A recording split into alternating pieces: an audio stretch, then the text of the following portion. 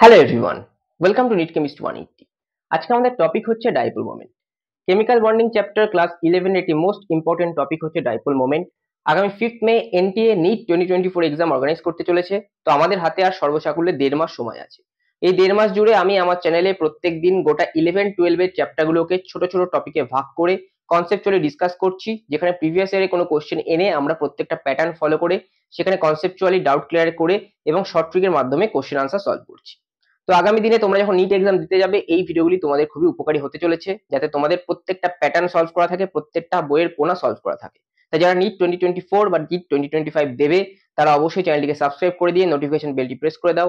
তাছাড়া যারা ক্লাস 9-10 এর স্টুডেন্ট আছো তারাও চ্যানেলটিকে সাবস্ক্রাইব করে রাখতে পারো, কারণ নিট এক্সামের পরেই আমি 9-10 এর ভিডিও নিয়ে আসবো। তো চলো ভিডিওটি শুরু করছি। আজকে আমাদের টপিক হচ্ছে ডাইপোল মোমেন্ট শর্ট ট্রিক। দেখো কোশ্চেন দেওয়া আছে দুটো। এই যে কোশ্চেনটা, ফার্স্ট কোশ্চেন, এটা জেই মেন 2020 কোশ্চেন। জেই মেন 2020 এর কোশ্চেন হচ্ছে এই ফার্স্টের কোশ্চেনটা। আর এই সেকেন্ড কোশ্চেনটা আমাদের দিয়েছিল 2017-তে। দেখো বলছে the dipole moment of CCl4, CHCl3 and CH4 are in the order. তো ডাইপোল মোমেন্ট হচ্ছে কি? ডাইপোল মোমেন্টটা হচ্ছে একটি ভেক্টর কোয়ান্টিটি। আমি যদি একটু ছোট্ট করে ডিসকাস করে দিই, ধরা যাক এ বি একটি মলিকুল, তার ডাইপোল মোমেন্ট কি করে বার করব?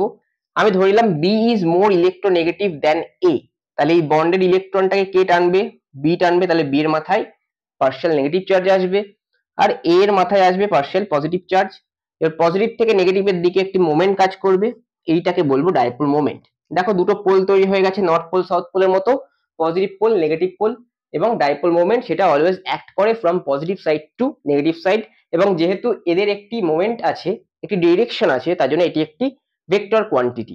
এবার এইখানে যে কোশ্চেনটা দিয়েছে সেটা সলভ করার ট্রিক হচ্ছে, আমাদের যদি কোনো মলিকুল থাকে যেটা AB4 টাইপ, মানে যার সেন্ট্রাল অ্যাটমটা এ আর চারিদিকে অ্যাটম যেগুলো আছে বি সব সেম, তাহলে সেক্ষেত্রে ডাইপোল মোমেন্ট অর্থাৎ মিউ 0 হবে।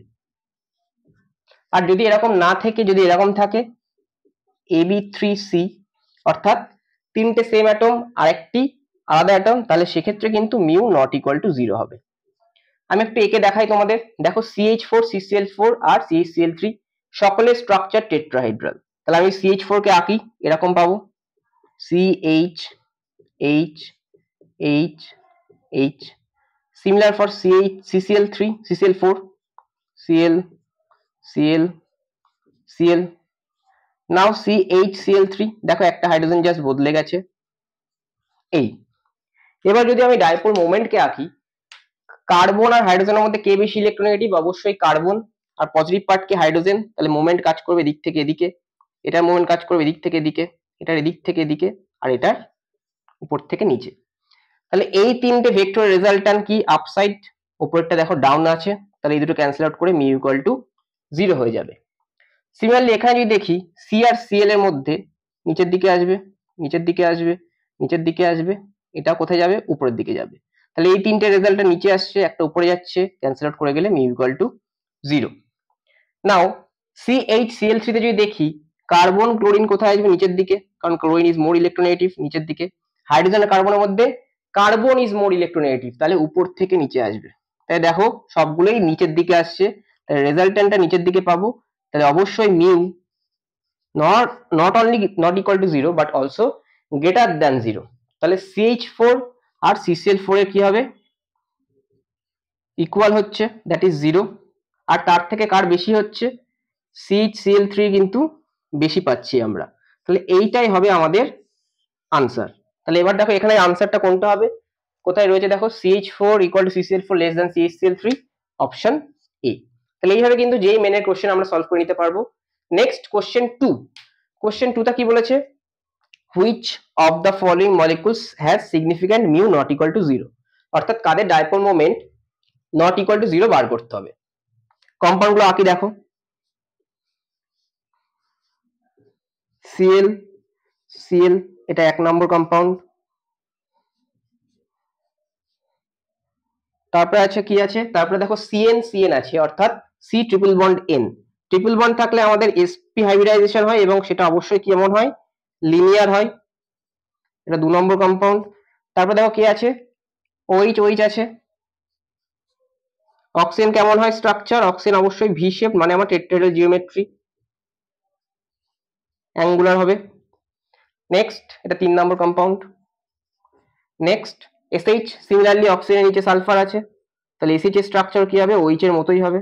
তাহলে এখানে একটা এস, এখানে একটা এইচ, এখানে একটা এস, এখানে একটা এইচ। এটা 4 নম্বর কম্পাউন্ড।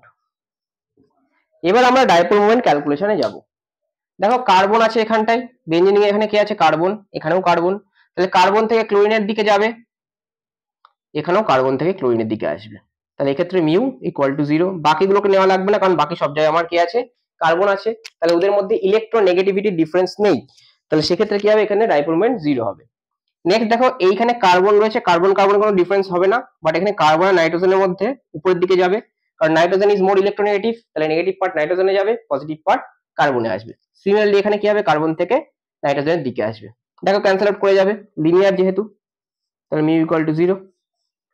এখানে দেখো অক্সিজেন থেকে হাইড্রোজেন মোর ইলেকট্রো পজিটিভ, আর অক্সিজেন মোর ইলেকট্রোনেগেটিভ, তাহলে হাইড্রোজেন থেকে কোন দিকে আসবে? অক্সিজেন দিকে। এখানে দেখো হাইড্রোজেন থেকে অক্সিজেনের দিকে আসছে, তাহলে এটা কিন্তু ক্যান্সেল আউট হবে না। সিমিলারলি হাইড্রোজেন থেকে সালফার, এখানেও হাইড্রোজেন থেকে সালফার, তাহলে এখানে মিউ নট ইকুয়াল টু 0, যেহেতু অ্যাঙ্গুলার শেপ লিনিয়ার নয়, এখানেও মিউ নট ইকুয়াল টু 0, তাহলে 3 আর 4টা হচ্ছে আমার নট ইকুয়াল টু 0, তাহলে নট ইকুয়াল টু 0 কারা? 3 and 4। তো এইভাবে কিন্তু আমরা যেই মেনের কোশ্চেন একটু স্ট্যান্ডার্ড লেভেলে কোশ্চেন যদি নিট 2024 এ দেয়, আমরা কিন্তু খুব সহজেই এই ট্রিক অ্যাপ্লাই করে আসতে পারবো। ভিডিওটি কেমন লাগলো অবশ্যই কমেন্ট বক্সে জানাতে ভুলো না।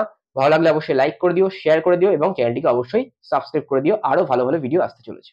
নমস্কার।